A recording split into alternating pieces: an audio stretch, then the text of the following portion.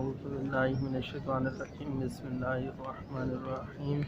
الصلاة والسلام عليك يا سيدي يا رسول الله وعلى آلك وصحابك يا سيدي يا حبيب الله الصلاة والسلام عليك يا سيدي يا شفيع المذنبين وعلى آلك وصحابك يا سيدي يا رحمة للعالمين۔ جناب حضرت علامہ مولانا قاری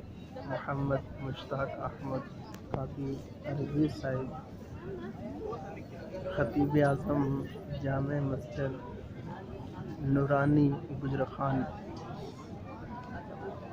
آپ نے مجھے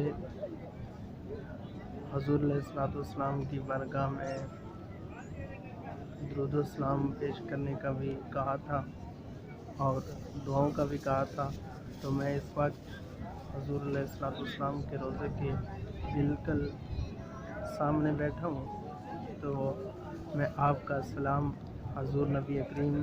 شفیع معظم رحمت عالم صلی اللہ علیہ وآلہ وسلم کی بارگاہ میں پیش کرتا ہوں اور آپ کے لیے دعا کو بھی ہوں کہ اللہ تعالیٰ آپ کے معاملات درست فرمائے،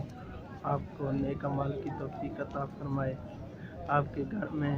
آپ کے کاروبار میں خیر و برکت کا نزول فرمائے، اور پوری اس عمر کے لیے دعا کرتا ہوں کہ آج جو حالات چل رہے ہیں ملک میں